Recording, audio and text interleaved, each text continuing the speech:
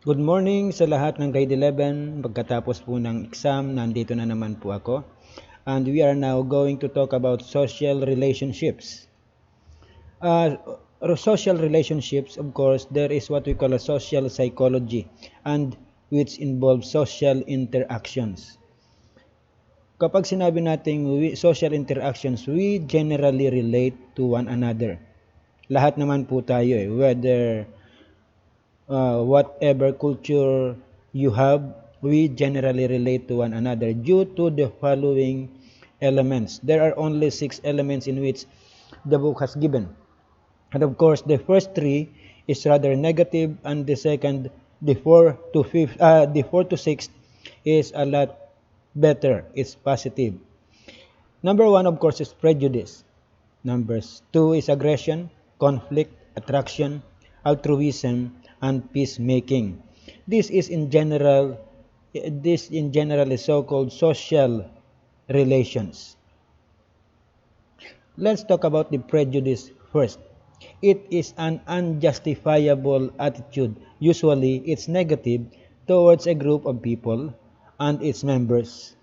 Individuals do not have direct experiences.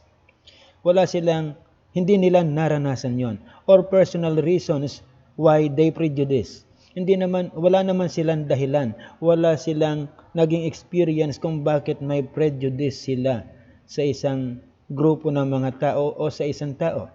It is often handed down from one generation to the other that it became a norm, an unquestioned belief. It is often directed towards different cultural, ethnic, or gender groups. Magkaiba lang ng kultura, mayroon na tayong prejudice. Magkaiba lang ng ethnic group, meron na tayong prejudice. At ganon din po ang gender kung minsan. Is there a point in history where the blacks are discriminated from whites? Of course, maraming point sa history na ang blacks ay palaging kawawa.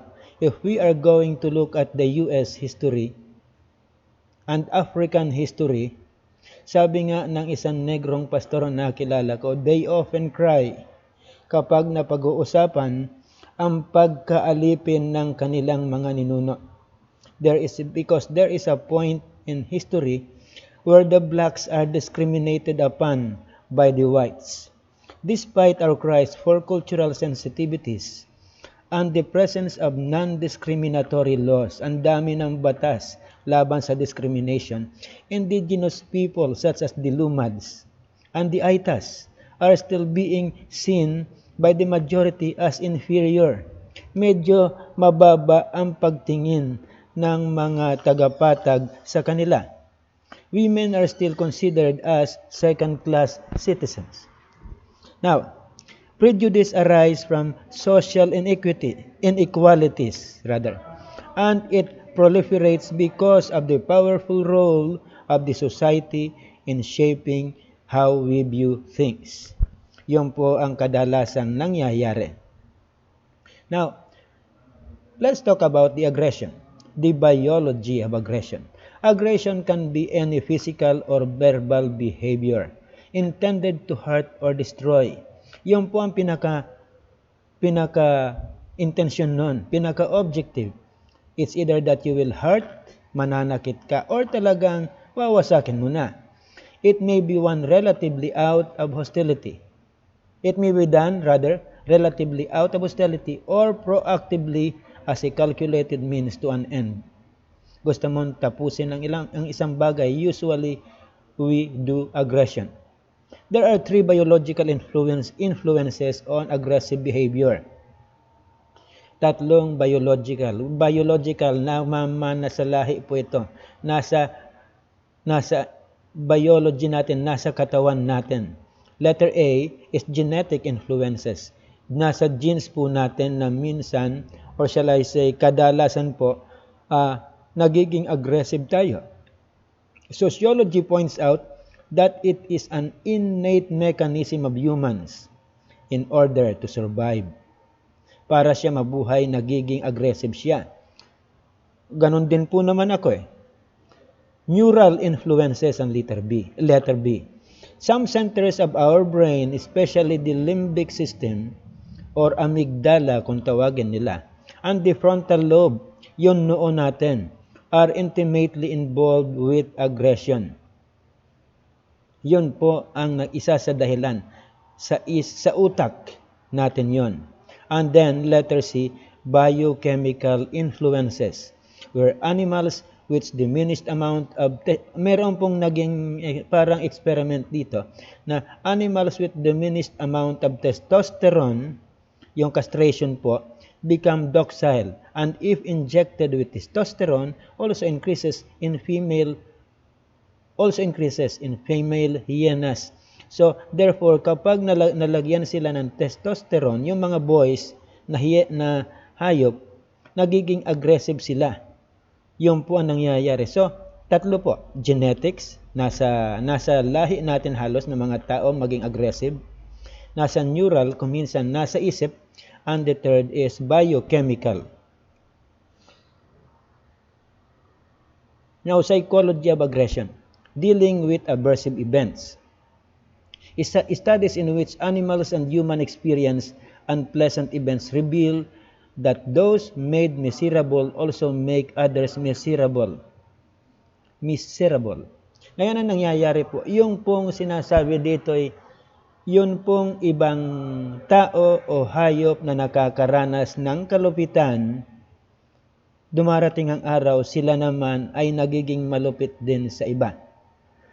Well, it is a study, resulta ng pag-aaral, na although mayroong mangilan-ngilan na hindi ganon, pero most of them na nakaranas ng aggression ay nagiging aggressive din sa iba. Letter B, learning aggressive is rewarding. When aggression leads to desired outcomes, one learns to be aggressive. This is shown in both animals and humans. Try observing a low and small where customers come from all walks of life. Low-end mall, isang medyo hindi kasikatang, alam nyo naman po siguro kung ano yung mall. So, hindi maisasama dito yung SM where there are too many security guards. So, yung medyo hindi gaanong kalaking mga malls ito. Observe the difference between the behavior of a sales personnel. Yung mga tao nila when he is transacting between a gentle and an irate customer. So may dalawang customer, yung isang medyo astig, tigasin, siga, tapos yung isa ay tipong mabait. Who do you think will the sales personnel talk with first, will respond to first? O sinong uunahin niya? Of course, kung ako man yung sales personnel doon, most likely I will attend to first to the customer na ang behavior ay medyo astigin, irate customer kung tawagin. There is a high chance that they will serve the irate customer more to avoid commotion. Dahil tipong itong isang taong ito na irate customer ay medyo tipong pagmumulan ng gulo. Samantalang yung isa, tipong hindi naman. Yan ay isang tendency po, isang resulta. Maski ako po, ganun din ang gagawin ko para makaiwas na lang sa problema. Unahin na natin. Pero wag lang siya makakita ng isang astigin din na sales personnel na tipong palaban. Dahil tipong magkakagulo lang. Yung mga mas maayos-ayos na sales personnel po, usually ganun ang gagawin. And because bystanders notice this, yung mga nanonood, that this aggressive action works, chances are they will also imitate it in their personal transactions. Yung mga nakakakita, since nakita nila na ay, inuuna nila yung sisiga-siga. Magsisiga-sigaan din ako, maski hindi naman. So, yun po ay isang kilos ng tao, a psychology of aggression. Letter C po, observing models of aggression. Individuals imitate what they see. Minsan ang tao, there are times na ako rin, ay ginagaya ko yung mga nakikita ako. May ugali po kasi kung minsan ang tao na medyo nakakagaya tayo kung minsan ng mali. Pati tama siyempre. For instance, sexually coercive men are promiscuous and hostile in their relationship with women. Hindi ko lang alam kung gaano katotoo ito. Pero there are times na gusto kong maniwala. Hostile in the relationship with women. It increased due to watching X-rated and R-rated movies. Dumadami ang mga taong usually kalalakihan ay nagiging aggressive sexually sa mga babae because of what they see in the X-rated films and the R-rated movies too. But paying attention to television and movie classification are very important. Kaya yung MTRCB, somehow bagamat there are times na hindi nasusunod, ay napakahalaga ng trabaho nila. Media is a very effective tool that can influence aggression. Tama po yan. Be careful also on what you model to your younger siblings. Kung ikaw ay kuya o ate, mas magandang ikaw ay maging magandang modelo sa mga kapatid mo. Brand ambassadors are carefully chosen. Siyempre, kung ako may-ari ng kumpanya, ng isang kumpanya man for that matter, pipiliin ko na ang isang model o yung ambassador ng brand ko na hindi lang gwapo, hindi lang macho, hindi lang sexy, hindi lang pretty, kundi yung medyo maayos-ayos din yung ugali. Kasi whether we like it or not, the viewers have a tendency to imitate the person na hinahangaan nila. At especially the product of the ambassador is endorsing but more on the individual and her or his ways. Hindi lang po yung binibili nila yung mga produktong ini-endorse ng mga brand ambassadors na yan, ng mga model na yan, kundi ganun din yung kilos nila. Ako na rin mismo noong medyo may kaliitan pa ako Ang paborito kong artista noon ay si Bruce Lee. May tendency ako na gayahin ang kilos ni Bruce Lee. Akala ko ganun lang yon kadali. Hindi ko alam na yung isang armas pala niyang pinagdugtong na kahoy, pag di ka marunong gumamit, ay ikaw rin masasaktan. We have the tendency to imitate people. Letter D po ay acquiring social scripts. The media portrays social scripts and generates mental tapes in the minds of viewers. We often, when confronted with new situations, people may rely on social scripts. If the social scripts are violent in nature, people may act them out. Kung maganda ang usual na napapanood ng isang tao, lalo na't bata, usually may tendency na gayahin niya yun. Isang parte ng kanyang buhay. Conflicts. Letter A. Conflict is presented as an incompatibility of actions. Hindi pagkakasundo sa kilos, sa goals or ideas. This, if not resolved peacefully, will lead to a social trap. A social trap is a situation in which the conflicting parties, by its rationally pursuing their interests, becomes caught in mutually destructive behavior. Magiging mamapinsala sa dalawang grupo. The case of the Moro National Liberation Front, MNLF, and the government of the Philippines, o GOP. The only thing that the MNLF wants for them is to rule the Philippines. Of course, sa Mindanao po yon. However, the Philippine government cannot give them autonomy kasi Mindanao is still a part of the Philippines. Not unless there will be a law enacted na pinapakawalan na ang Mindanao, then yun ang magiging kilos natin. Pero hanggat ang Mindanao is still a part of the Philippines, there will still be a war. The differences in opinion leads to years of trouble. Ang tagal na ng gulo dyan sa Mindanao. Mabuti-buti po ngayon, medyo napatigil. Kasi yung ating presidente ay medyo kumilos-kilos ng tama. Kahit papano ay tama-tama at napigilan ang gulo. Attraction naman is a concept very similar to many, if not all of us.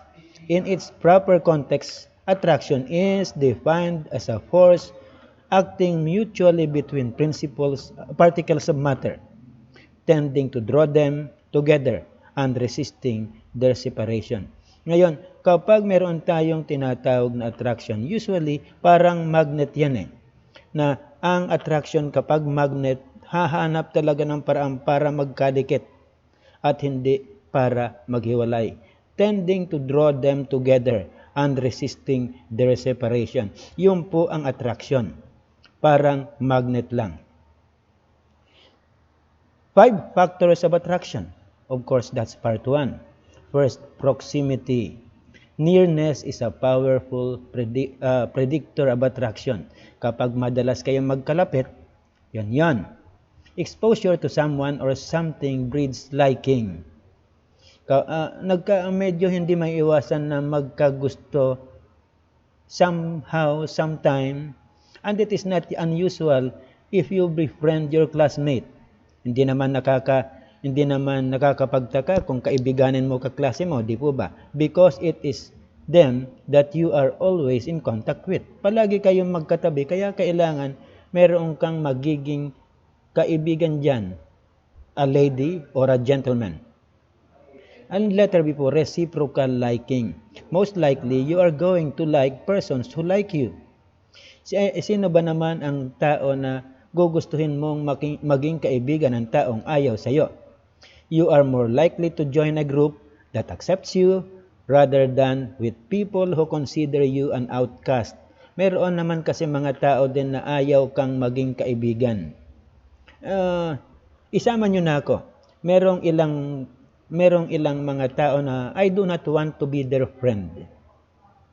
Wala namang dahilan, basta't ayaw ko lang sila maging kaibigan. So, period.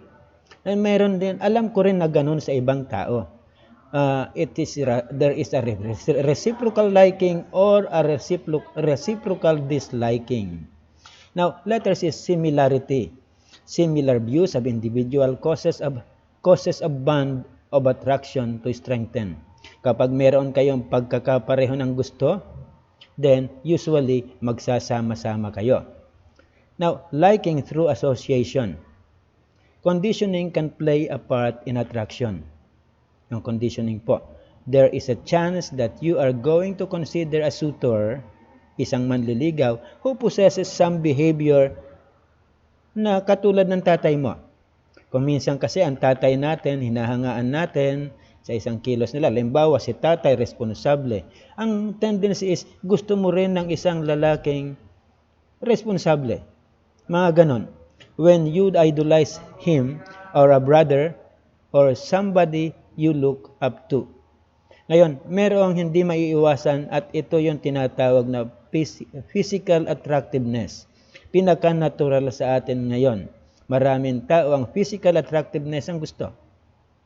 Attractions arise from attitudes and behaviors and or physical appearances. Physical appearances pong pinaka. Who would not be attracted with a pretty face and a sexy body? Sino bang tao ang medyo aayaw sa mga babae? Kung lalaki ka, sino bang aayaw sa isang magandang mukha at magandang katawan? Siyempre, baka in between yon. Effeminate kung tawagin. So, siyempre po, kung tunay kang lalaki, gugustuhin mo ang katulad nila. Ngayon, factors of attraction, again, part 2. Attraction can lead to romantic love, which can either be passionate or compassionate. So, ang pag-ibig po, ang pagmamahal is either passionate or compassionate. Ano po ang passionate love? At ano yung compassionate? Ano po ba ang pagkakaiba nila maliban sa spelling? Passionate love, an aroused state of intense positive absorption usually present at the beginning of love relationship. Yung una mong nakita sa isang tao na nagustuhan mo. Halimbawa, ang galing, ang bait niya, oy ang ganda ng ang ganda ng ilong niya, matangos. So yun ang mga tinitingnan mo nagreresulta sa passionate love. Pero kapag compassionate love, a deeper attraction. It is a deep, affectionate attachment we feel for those with whom our lives are intertwined. Parang karugtong na ng buhay natin. Gagawin po tayo sa altruism, the highest and purest form of love. Altruism. Magbabanggit ako ng isang pangalan. Isa po siyang Madre. Take note ha, hindi po ako Katoliko, pero kilala ko itong taong ito na binabanggit ng libro. It is an unselfish regard for the welfare of others. Yun po ay altruism. One person po that exemplifies altruism is Mother Teresa of Calcutta. Madre po siya. Pero her real name is of course not Mother Teresa. Ang pagkakaalala ko, ang pangalan niya ay Agnes Bugasiu, ay Yugoslav. Pero napapunta po siya sa Calcutta, sa India. Her main objective is for the underprivileged and the marginalized to feel the love of God. Matikman nila yung tinatawag na pagmamahal o pag-ibig ng Diyos. She made it a personal mission to take care of the poor and the sick. She crosses borders secretly just to help the poor, regardless of their faith.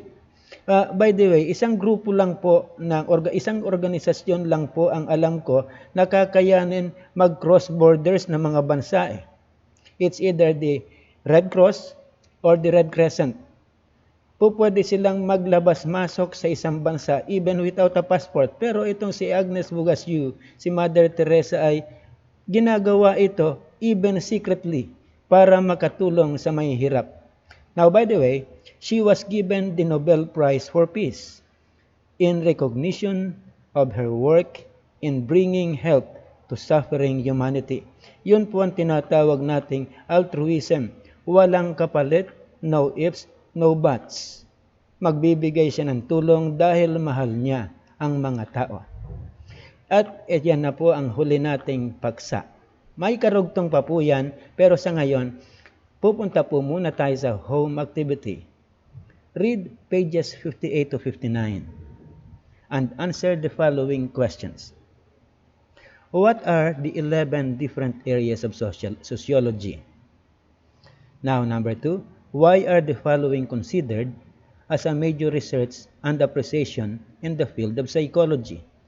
Yun pong tinutukoy dyan ay yung 11. At number 3, of course, God bless everybody, and of course, have a nice day.